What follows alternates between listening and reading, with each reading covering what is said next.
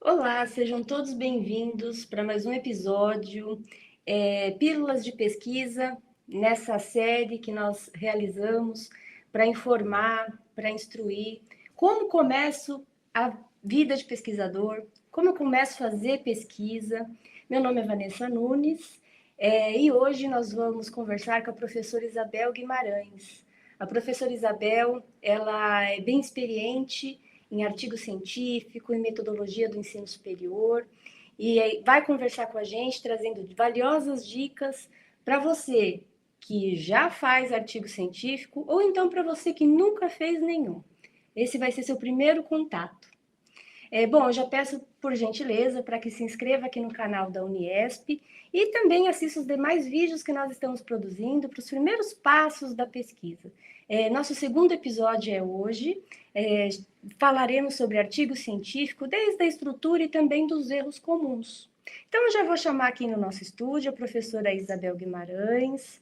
Olá, professora Isabel, tudo bom? Oi, boa tarde, Vanessa. Que prazer estar aqui com você, tentar aí falar um pouquinho desse assunto sobre tão árduo dos alunos, principalmente, né, que é sobre o artigo científico. Muito obrigada pelo convite. Nós que agradecemos. Eu vou falar o currículo aqui da professora Isabel.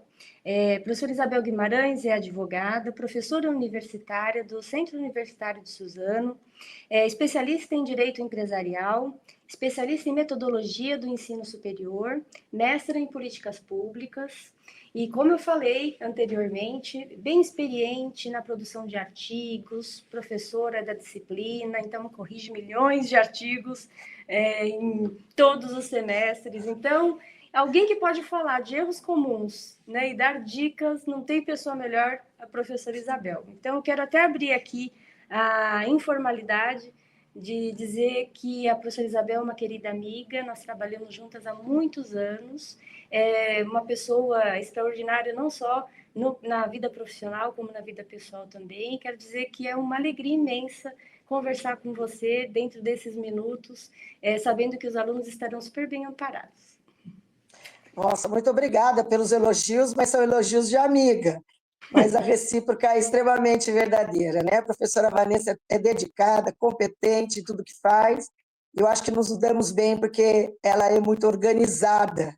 E para falar de artigo científico, a palavra-chave vai ser organização, né? Podemos partir dessa palavra para que a gente iniciar aí as nossas dicas de artigo científico.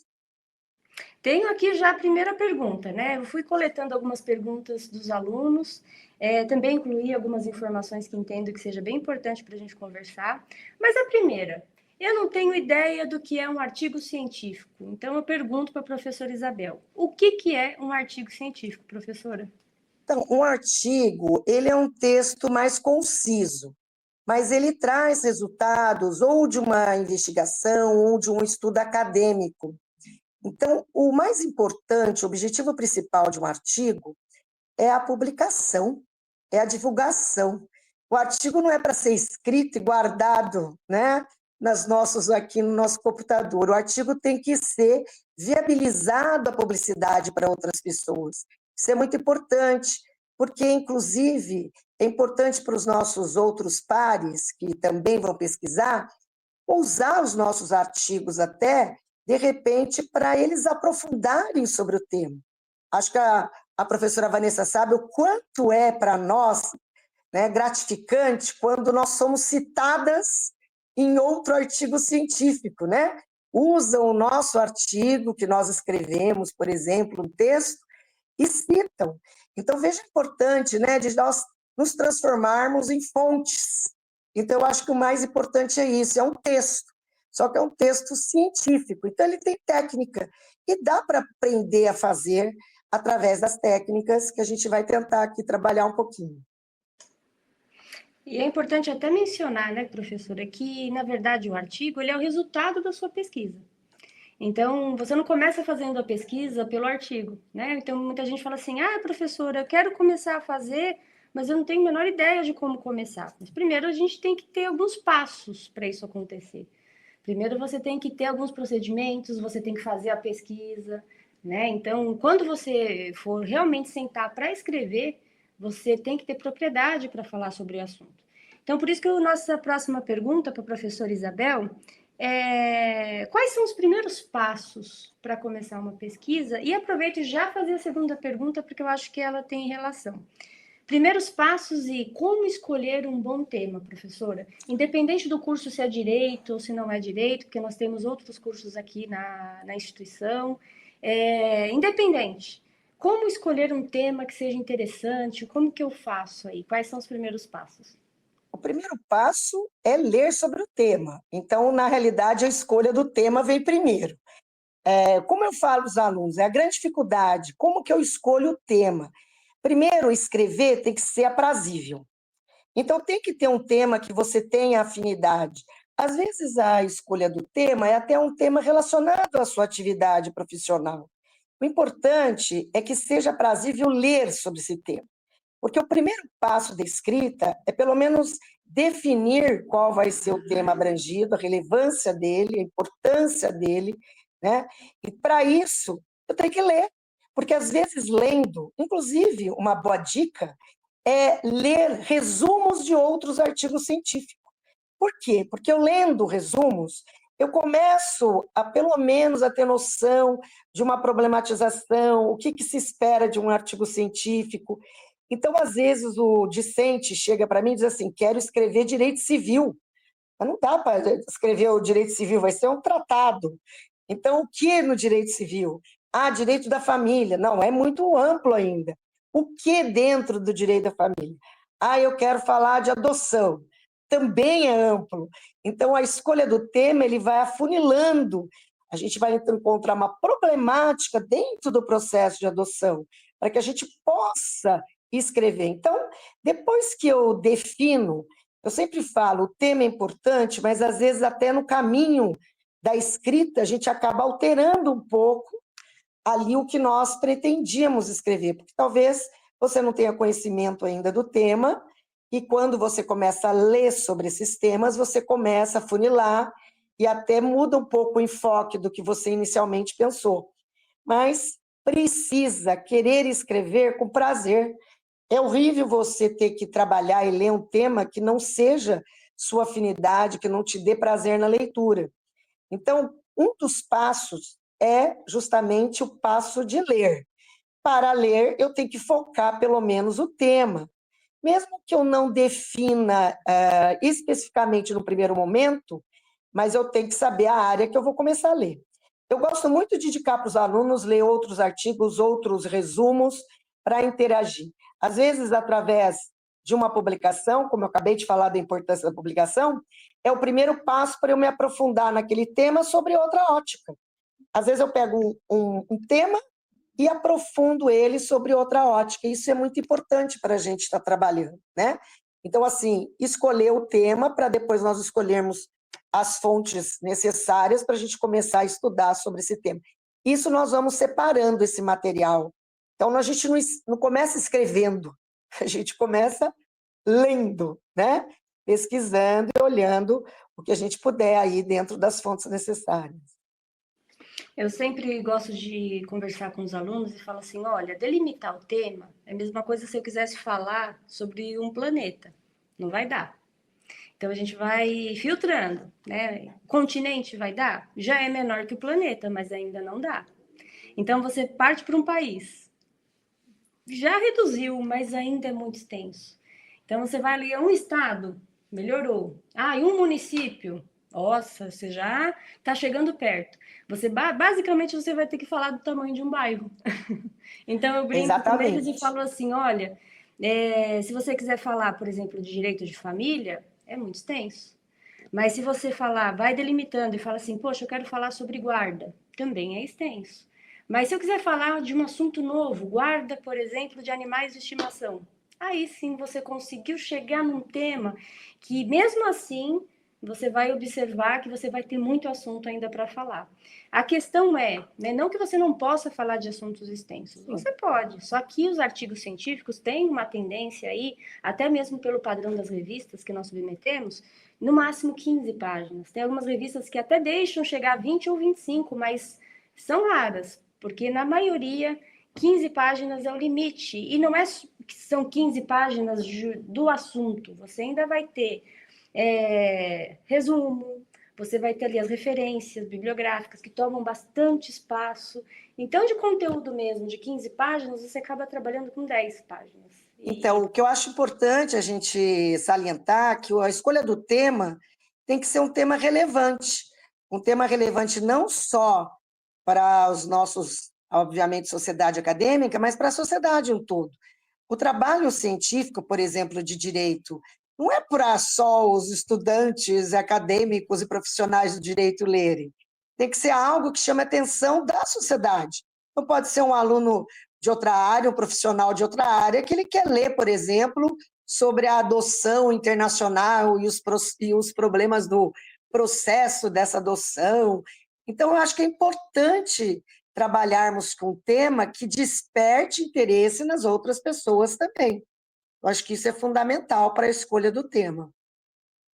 E também assim, né, professora? É lógico, se você for fazer uma pesquisa histórica, tudo bem, mas se não for o caso, ninguém gosta de ler notícia velha, né? Então, o tema ele precisa ser moderno, ele precisa instigar o leitor à leitura, né? Então, para você ter um artigo em que as pessoas vão buscar, vão citar, vai contribuir com a comunidade científica, ele precisa contribuir com a literatura, ele precisa. Não pode ser mais do mesmo, né? Mais do mesmo não. Você pode até fazer uma revisão de literatura. O que, que é isso? Quando você faz uma pesquisa para saber o que, que já foi pesquisado referente àquele determinado assunto. E nós temos plataformas para esse tipo de busca, né? Nós temos banco digital de teses e dissertações. Você pode pesquisar quantas teses de doutorado, quantas dissertações de mestrado já abordaram esse tema. Você consegue levantar essas informações. E um artigo científico fica ótimo, né? Porque você fez esse levantamento. Mas se não é o caso, né, da minha opinião, eu acho que artigos com assuntos mais modernos chamam mais a atenção. Então fica uma dica até para ajudar na escolha do tema. Com certeza. Embora eu sempre falo que é muito importante dois fundamentos, né? Mesmo com o tema moderno, você traçar uma historicidade para ver a mudança e, é claro, a fundamentação principal, que são os princípios, né? A parte conceitual do tema, para daí sim a gente ter esse basamento teórico para falar desse tema dentro da modernidade. Você só tocou agora no assunto, só para dar uma referência, sobre a guarda de animais, por exemplo, que agora nós temos processos em que casais em divórcio pedem a guarda do cachorrinho, né, do pet, direito de alimentos ao pet, mas para chegar a essa estrutura tem toda um arcabouço para trabalharmos sobre a natureza jurídica dos animais, a natureza jurídica da guarda. Então, eu acho que historicidade é só pontual, mas realmente o tema tem que trazer mais modernidade, pelo menos chamaria mais atenção, né, para o Agora leitor. sim, para falar do assunto, eu não posso tirar das vozes da minha cabeça, né? Você precisa ter fontes confiáveis. E eu pergunto para a professora Isabel, o que, que são fontes confiáveis, professora? Nossa, eu começo no primeiro dia de aula falando das fontes confiáveis e está na véspera de terminar e eu continuo com o mesmo problema. Então, eu tenho que ter fontes confiáveis, e para isso a gente está falando de livros, estamos falando de revistas especializadas, estamos falando, inclusive, de outros artigos científicos, pode usar teses de doutorado, pode usar dissertação de mestrado, mas a gente tem que saber onde pesquisar. Então, por exemplo, eu gosto muito dos periódicos da CAPES, porque é uma biblioteca virtual que nos dá artigos de alta qualidade para as instituições de ensino. Então, é muito importante, né? A CAPES é a coordenação de aperfeiçoamento do nosso profissional, que é do ensino de nível superior. Então, a CAPES ela é importante porque ela acabou democratizando e, através dessa biblioteca virtual, trazendo acesso aos pesquisadores que não tinham tantos recursos para fazê-lo. É a mesma coisa que o Google. A turma sempre fala, né? Vou googar. Espera um pouquinho, vamos trabalhar esse googar. É Google acadêmico, né? Ele vai ter um depósito, é online, né?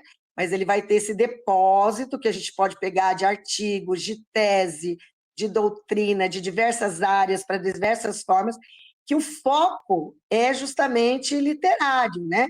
E é gratuito. Então, mais motivo para nós utilizarmos, né?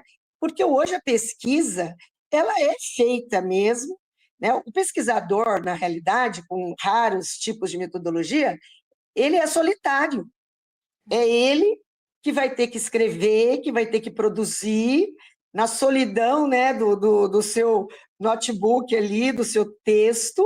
Então, eu preciso ter acesso, e hoje, obviamente, pela vida, que é muito congestionada de afazeres, a gente acaba tendo essa facilidade da biblioteca virtual. Eu não gosto de falar muito na minha época, senão vou parecer, né, uma pessoa muito experiente, mas nós tínhamos a facilidade das bibliotecas virtuais. A Cielo do Brasil é justamente isso, é uma biblioteca virtual que também mantém, né, um conteúdo acadêmico de extrema importância.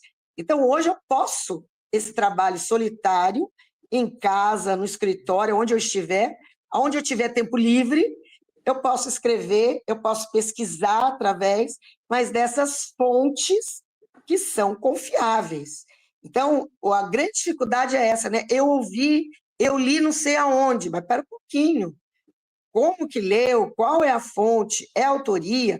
Pode até ser sites, não tem problema, né? A gente usa sites, mas até os sites têm que ter uma confiabilidade, né? Então, não é tudo. Por exemplo, uma pesquisa que queira trabalhar com dados. Então, nós temos, às vezes, dados que vêm de órgãos governamentais. Então, eu vou fazer uma pesquisa, vou usar o IBGE, por exemplo, né? Às vezes é uma pesquisa na área de direito, da Secretaria da Segurança, que traz o número de processos.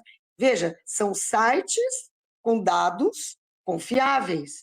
Então, tudo pode ser usado de fonte. A gente pode ter até uma fonte de uma entrevista que foi dada por alguém que tem notoriedade naquela área. Eu posso usar essa entrevista. Eu posso usar, por exemplo, até a parte de jornais, de revistas, que não são especificamente de cunho acadêmico, mas foram trazidos dados de profissionais confiáveis naquela determinada área. O importante é ter algo confiável, porque se eu não tiver, não dá para usar. E é claro, né, já indicando aqui, que qualquer coisa utilizada tem que colocar fonte, porque nós não podemos correr o risco de nenhum tipo de plágio, né? Então, precisamos sempre estar as fontes devidamente colocadas no texto. E também tem até um tema muito novo aí, né? Que todo mundo está tentando se adaptar, que é a bendita inteligência artificial, né? E é importante até assim, gente, ela não é inimiga, é o contrário disso. Ela tem que ser usada como uma aliada. Em qual sentido? Pega seu texto, você pode colocar lá, mas faça perguntas assim: olha, o uso do português está correto, né? O, a concordância verbal, concordância nominal, né? Porque às vezes o próprio escritor ele não consegue observar os erros de português, de concordância. Então, a inteligência artificial ela pode te ajudar nesse aspecto, mas nunca, gente, jamais escrever por você. Escrever por você não. O texto tem que ser autoral seu, né? Você precisa escrever e garantir aquilo que você escreveu. Então, por isso que como as fontes confiáveis, elas precisam ser utilizadas, e quando nós falamos de confiáveis, por exemplo, o Wikipedia não é confiável, né? Tem alguns sites de notícias que parecem ser de tom duvidoso, não utilize. Utilize fontes que você tenha certeza da qualidade da produção. Então, por isso que é tão importante você ter o orientador, né? O seu professor orientador, ele vai te dar o caminho. Professor, essa fonte confiável. Professor, esse doutrinador, no direito nós chamamos de doutrinador, mas em outras áreas, esses autores, eles são confiáveis, posso utilizar.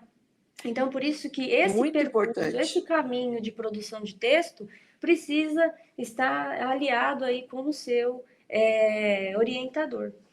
E assim, é uma dúvida muito recorrente que eu quero perguntar para a professora Isabel.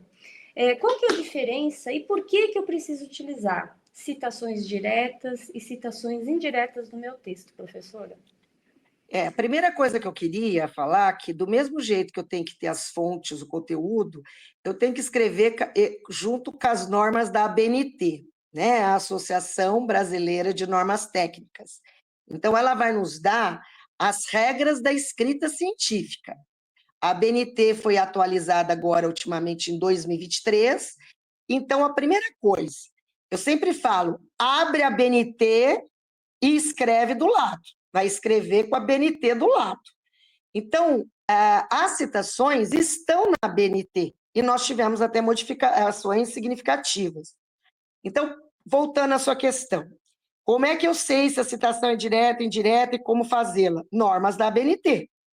A citação direta é aquela que você está copiando literalmente o que você leu na sua fonte, ou seja, aquilo que o autor escreveu e você transcreve no seu texto.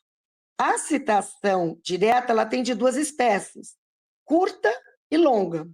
A curta, ela é até menos de 3 linhas.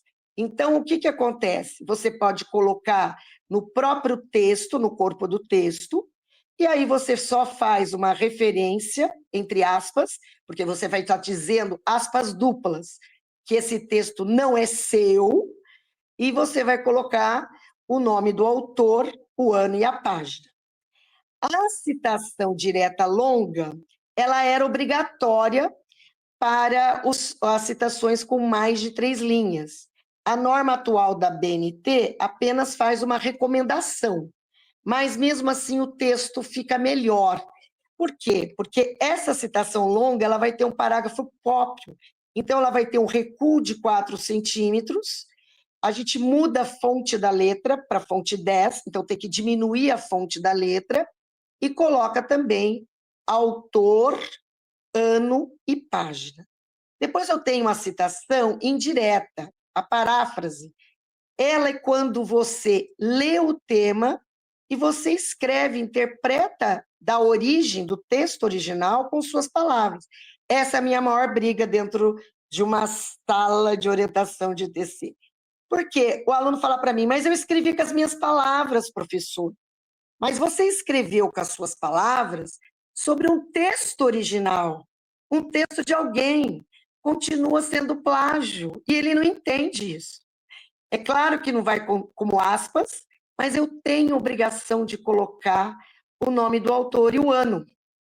Por quê? Porque é fonte, é citação, e nós não podemos esquecer que plágio é ilícito penal, né?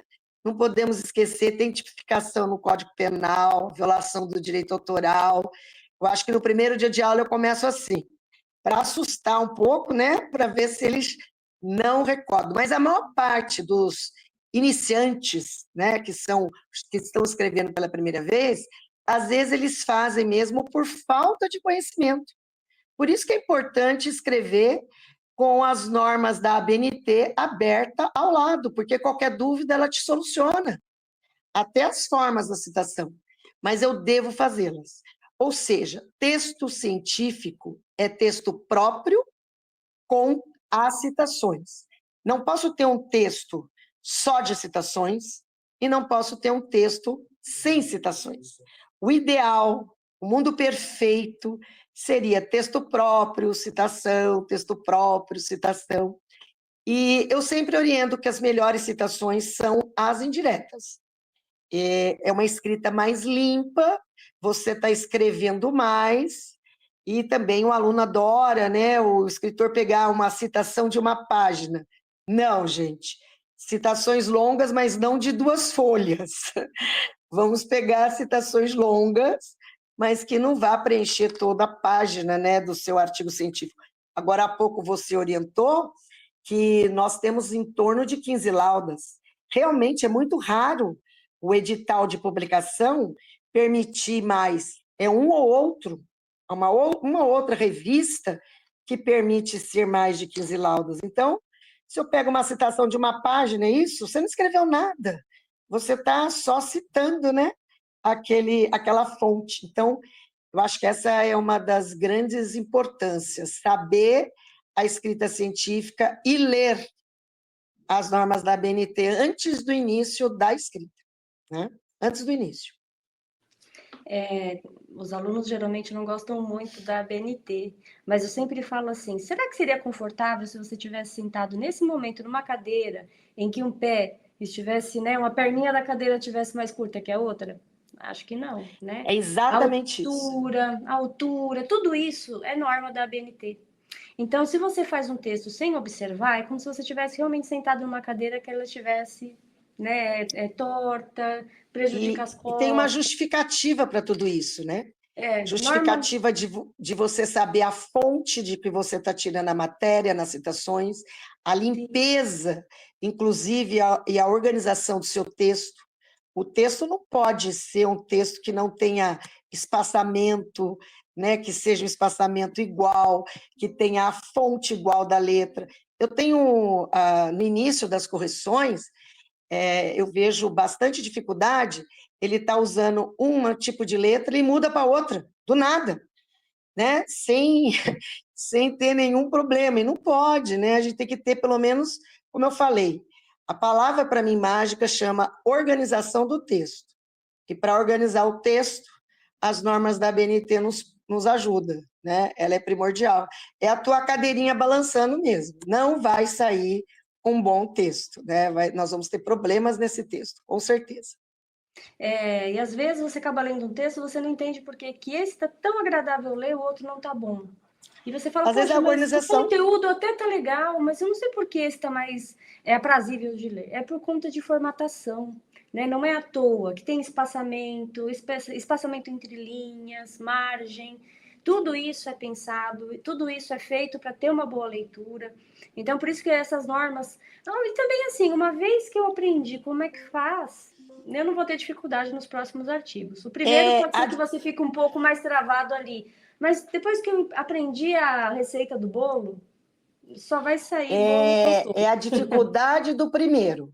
Exatamente. Depois, fica tão prático escrever, porque, como eu falei, a escrita científica é técnica, qualquer um pode aprender, tendo, obviamente, boa vontade. E, para isso, começa com lendo. Lendo. Então, se você lê os outros artigos, se interessa e vê que estão dentro de uma lógica, te traz informações, fontes importantes, o seu tem que ser igual. Né? Exatamente.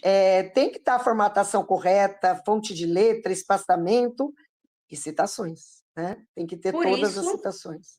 que existe uma estrutura a ser seguida. E é essa estrutura que eu vou perguntar para a professora Isabel. Um artigo científico, ele tem um padrão, né? Um padrão de Exato. tópicos. Então, eu quero perguntar qual é a estrutura de um artigo científico, professora? Então, nós vamos dividir primeiro em 3 partes.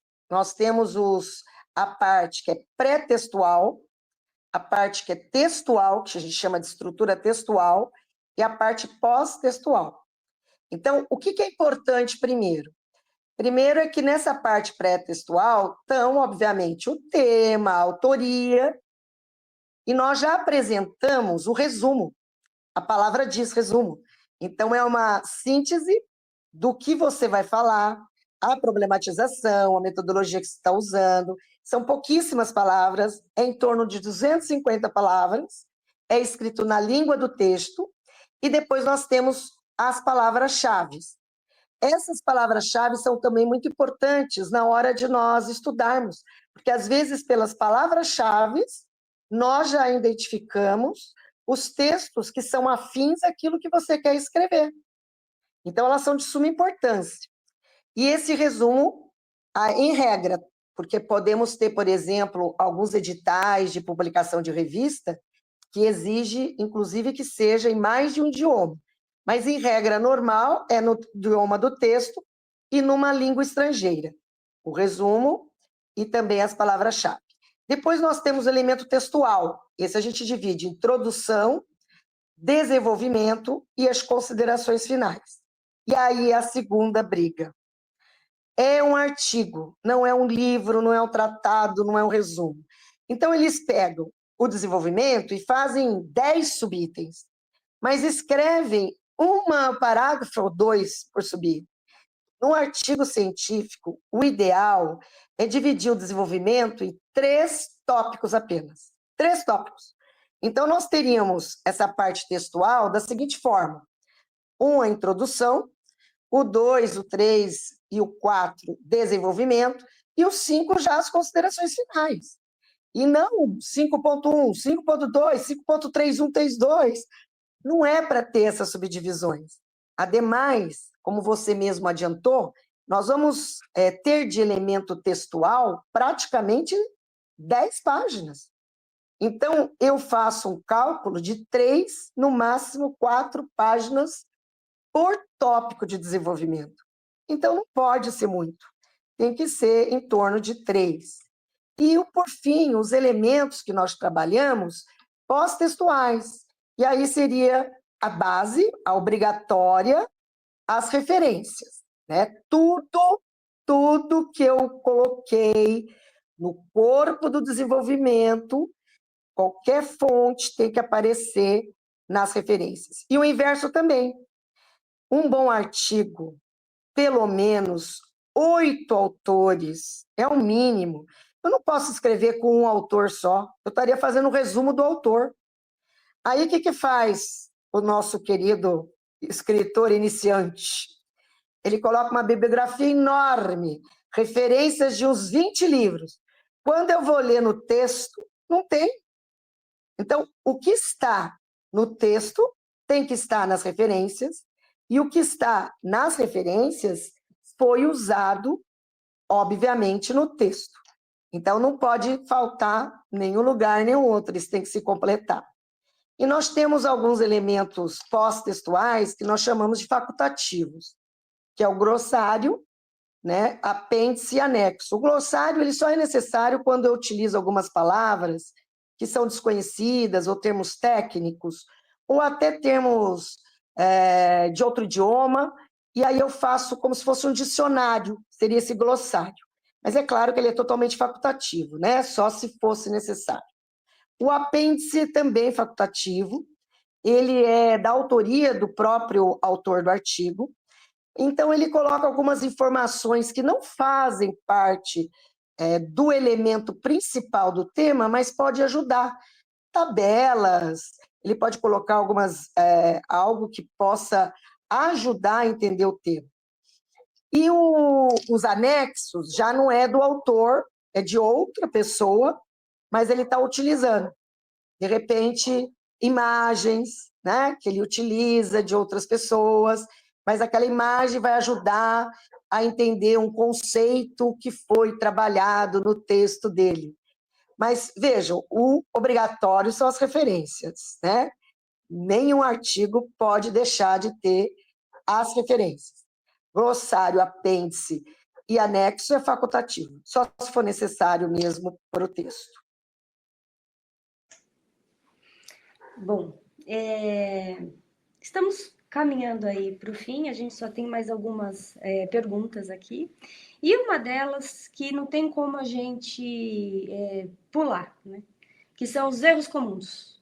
Então, como a professora já corrige muitos trabalhos, muitos artigos, né? Está bem acostumada aí. Quais são os erros comuns praticados que podem ser evitados aí para quem nunca escreveu um artigo ou quem já tem até experiência, mas mesmo assim acaba cometendo esses erros? Então, número 1 é plágio. Eu me deparo o tempo todo com plágios. Como eu falei, pode não ser intencional. Ele não sabe as regras, ele leu sobre o tema, falou com as palavras dele, fez uma citação indireta e não coloca a fonte. Essa é a minha grande preocupação, primeiro, né? Não podemos ter plágio. Segundo, são parágrafos muito curtos. Parágrafos curtos de 2 linhas. Não tem o que falar em 2 linhas. É uma escrita científica. Então, nem parágrafos curtos e nem muitos longos. Tem gente que não toma fôlego na escrita.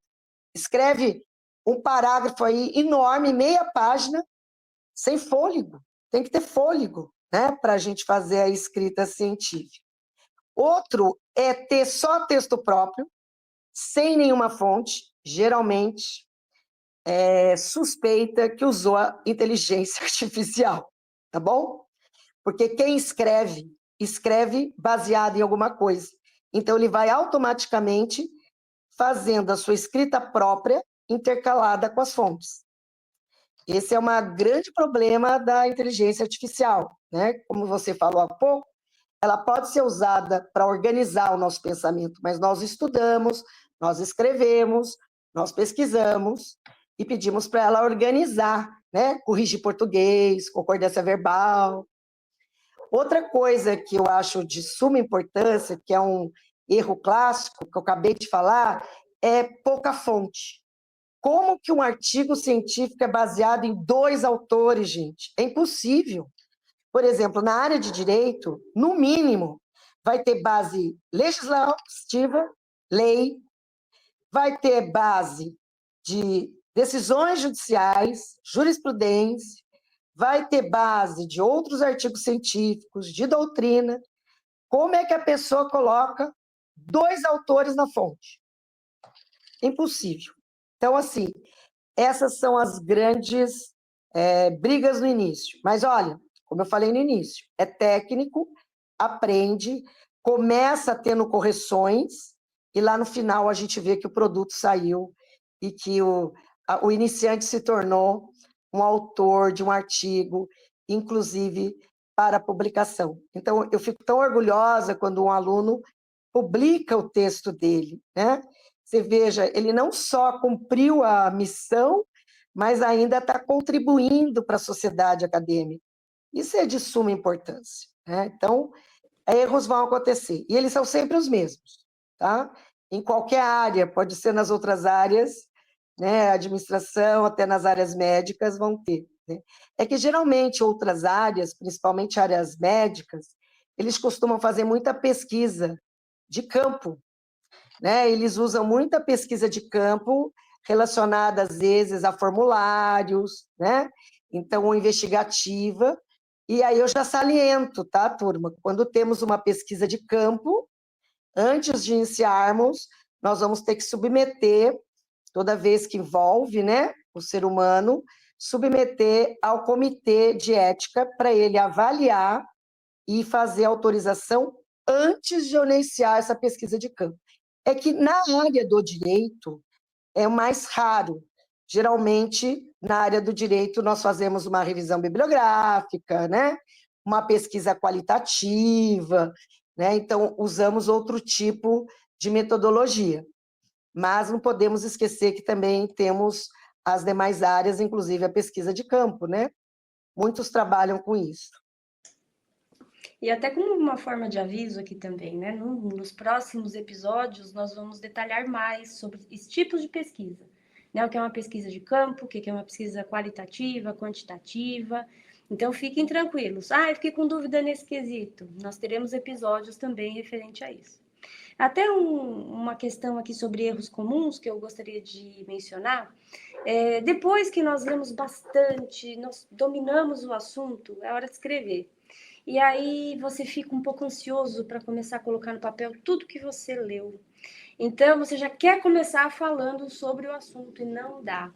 Gente, todo texto ele precisa incluir, inserir o leitor no onde você quer chegar. Então, até assim, falando sobre esse tipo de erro, né? De falar, falar, falar e ninguém está entendendo o que você está falando, só faz sentido para você. E não pode ser assim, né? E como uma forma de dica, eu passo a seguinte informação. Todo texto ele precisa trazer, por mais que não seja histórico, ele precisa trazer algum contexto. Você precisa inserir esse leitor num contexto, ele precisa entender qual que é o problema, né? Só que para chegar no problema, você vai ter que colocá-lo na situação. Então, como dica, fala um pouco da história, Depois, parte para os principais conceitos que essa pessoa precisa conhecer para ter a dimensão do problema que você está trazendo. Então, se eu estou falando de direito de família, se eu estou falando, né, até para dar continuidade no exemplo, se eu estou falando de guarda, você precisa trazer a explicação, o que que é guarda, né, qual que é a definição. Eu vou falar isso com as minhas palavras? Não, eu vou citar algum autor para trazer a citação. E aí sim, depois que eu citei algum autor referente ao assunto, aí eu posso explicar, mas eu já trouxe como referência.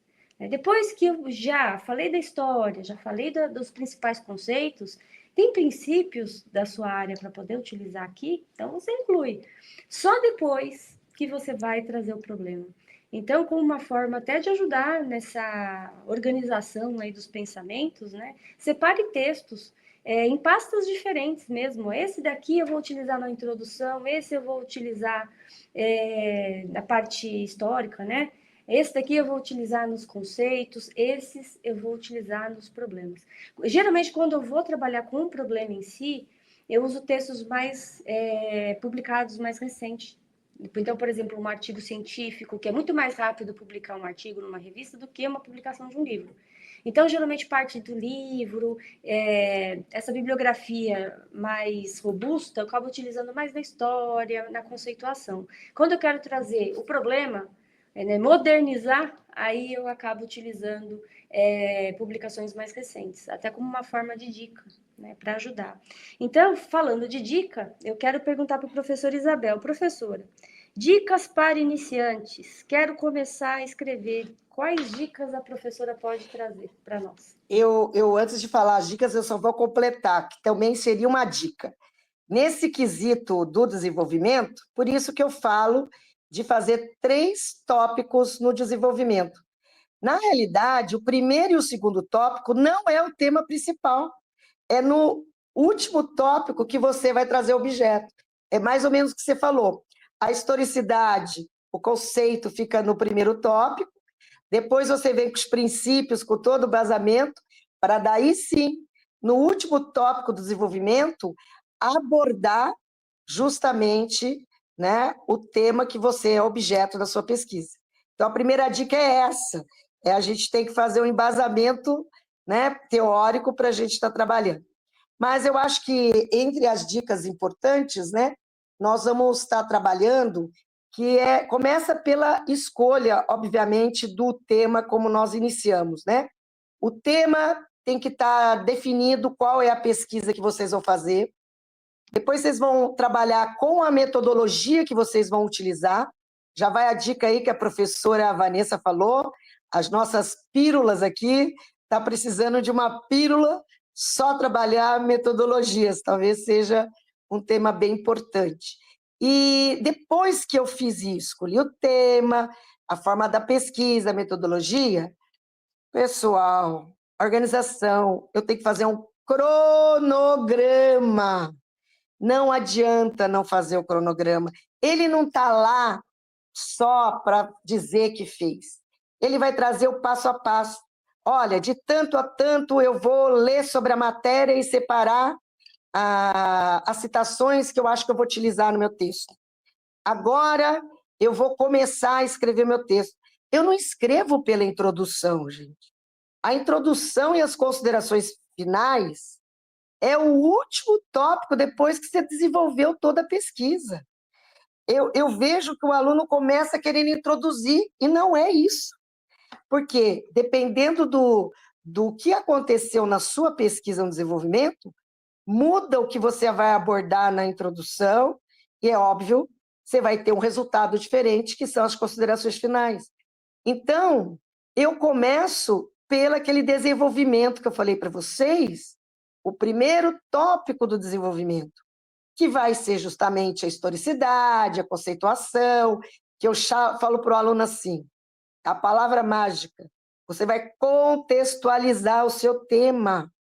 É a primeira coisa, você vai contextualizar, você vai mostrar para o seu leitor o que é, ninguém é obrigado a saber sobre o que você está. Aliás, a pessoa está lendo por curiosidade, para saber mais coisas. Então, a primeira coisa importante é cronograma. Eu vou colocar nesse cronograma, eu vou ler, aí eu fiz o método, tudo bonitinho. Agora, eu vou escrever o tópico 1. o prazo para eu escrever o 2, o prazo para eu escrever o 3, eu tenho que me policiar nesse prazo, senão não sai o artigo. Além disso, depois que eu terminei o desenvolvimento, aí sim, eu vou fazer a introdução, que ela vai chamar a atenção do leitor, ela vai te dar, né, todos os elementos. O que tem na introdução?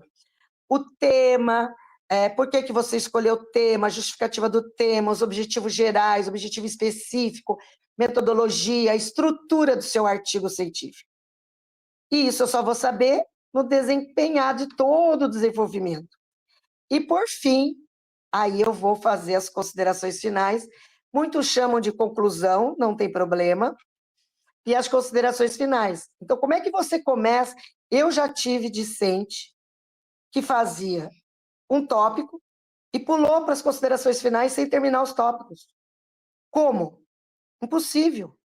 Eu tenho que desenvolver. Então, eu acho que o grande segredo é a organização. E para eu ter organização, eu tenho que ter um cronograma. A gente tem que começar a pesquisar. A gente pega gosto depois. No começo parece tudo muito cansativo, muito técnico, cheio de regras da BNT. Depois se torna muito mais fácil a gente escrever. E prazeroso. Eu tenho certeza que qualquer um que esteja aí depois ouvindo aqui as nossas pílulas hoje, referente a fazer um artigo científico, é a coisa mais prazerosa que tem você ver uma publicação sua. Você vê que aquilo que você escreveu foi publicado e vai alcançar um número de pessoas. Então, ele deixa de ser aquele trabalho solitário que você teve e passa a ser um trabalho com publicidade, divulgação. Então, você abre tudo aquilo que você passou sozinho, estudando, você abre para as demais pessoas, né? Não só a acadêmica, mas a sociedade em si. Eu acho que isso é mais importante. Bom, as minhas dicas para quem vai começar. Bom, pesquisa uma revista, né? Vamos dizer que você não está aí no período da conclusão do curso ainda, vamos dizer que você está no começo, você está no programa aí de iniciação científica. Primeiro, pesquisa uma revista. Se você tem dúvida como fazer, o professor orientador vai te ajudar. Então, primeiro converse com o professor para te orientar.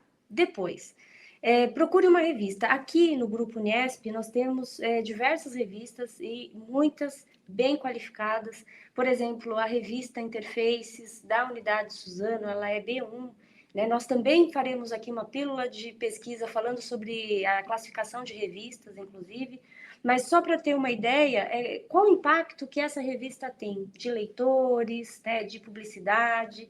Então, temos uma revista super bem qualificada, nós temos a Transversal, da Unidade de Bauru, nós temos a revista Saber Acadêmico, também super bem qualificada. Então, pesquise aí a revista. Assim como no concurso público, a revista ela também vai ter um edital. E esse edital vai trazer quais regras que o seu artigo precisa seguir para ele poder ser aceito. Então, lá, embora nós temos as normas da BNT e elas precisam ser seguidas, mas também teremos normas dessa revista. E geralmente ela é muito semelhante da BNT, uma regra ou outra acaba sendo diferente. Então, você pega, né, eu quero publicar na revista, vamos dizer, na Interfaces. Eu vou pegar as regras da Interfaces e vou fazer meu artigo naquele padrão. Algumas revistas, elas acabam abrindo aí editais para dossiês temáticos. O que é isso? Vamos dizer que esse semestre nós vamos falar somente sobre artigos sobre direito constitucional, sobre saúde da mulher. Então, você, obviamente, se quiser ter seu artigo aceito, você precisa escrever em uma das temáticas para poder publicar naquela edição. Então, você já sabendo disso, você já tem aí um caminho a percorrer. Então, depois você já parte para o cronograma com as dicas da professora Isabel, sabendo qual o seu prazo para submissão naquela revista, porque toda revista vai te dar um prazo, exceto algumas que têm fluxo contínuo, quando ela recebe o ano inteiro. Então, você pode submeter a qualquer momento, mas nem sempre. Algumas já estabelecem datas para isso acontecer. Bom, já sei a revista, já sei qual é o meu prazo. Converse com o orientador, pergunte qual material ele te indica de busca, de pesquisa, leia tudo que você encontrar referente ao assunto, tudo. Quando você já estiver cansado e não achar mais novidades sobre o tema, aí é hora de sentar e começar a escrever. porque você não achou mais nenhuma novidade. Você fala, como assim? Não tem mais nada? Você começa a achar estranho, mas não é que é estranho, é porque você dominou o assunto. E aí você parte para a escrita, mas somente depois que você passar por esses passos. Passando isso, texto está escrito, periodicamente vai mandando por orientador. Não mande de uma única vez. Assim como você, ele também trabalha, ele tem outras atividades e não vai conseguir ler tudo de uma única vez. Então, mande aos poucos, porque se tiver considerações, correções, você consegue fazer sem ter tanto trabalho assim, né? Quando já tiver ok, passe por uma revisão de língua portuguesa. É essencial, porque tem erros que nem você e nem seu orientador vão verificar, porque vocês já estão o quê? Contaminados pelo texto. Então você não vê mais erro, nem ele vai ver, porque ele também é um coautor do seu texto. Depois que passou pela revisão de língua portuguesa, submeta à revista, porque trabalho bem feito ele não pode ficar na gaveta, ele precisa ser publicado. Então siga aí as revistas que nós temos aqui nas unidades, nós também teremos um vídeo falando sobre as revistas e regras para submissão, para facilitar um pouco o caminho, mas as minhas dicas seriam nesse sentido, e já seguimos aqui para o final. Então, eu quero aproveitar a oportunidade para agradecer quem assistiu até aqui e espero que você faça uma boa produção textual, conte com a gente. Quero agradecer muito a professora Isabel por ter disponibilizado o seu tempo para conversar. Nós sabemos aí que tudo é muito corrido, cheio de afazeres aí, e a professora conseguiu separar um espaço para conversar com a gente. Então, agradeço muito as dicas, as informações, serão, assim, muito úteis aos nossos discentes. E agradeço por você compartilhar com a gente aí esses minutos do seu dia. Professora Isabel, quer falar alguma coisa? Quero agradecer. Eu acho que espero que tenha contribuído. Eu sou uma incentivadora para que escrevam. Então, a quem estiver nos ouvindo aí, faça escrita científica, dá para aprender, não só com as dicas, com as normas, leiam muito, e eu acho que é importante nós produzirmos, né? Nós não podemos ficar só dentro de uma sala de aula, né? Por exemplo, adquirindo conhecimento e não transformando esse conhecimento. E a escrita transforma, né? É um veículo importante de aquisição também de conhecimento. Então, todo artigo científico é publicado, você está tendo aí o seu conhecimento passado e ajudando os outros, né, a escreverem também. Professora Vanessa, muito obrigada pela organização, pelo convite. Me sinto honrada e estou à disposição sempre que a senhora quiser aí que nós possamos bater mais papos sobre artigo científico e sucesso para as pílulas. Eu espero que essas pílulas, elas realmente surtam efeitos aí aos nossos discentes, aos nossos ouvintes. Então, agradeço, só sou gratidão hoje. Muito obrigada. Nós que agradecemos, professora. Tchau, tchau, gente. Até a próxima pílula. Tchau, tchau, turma. Obrigada.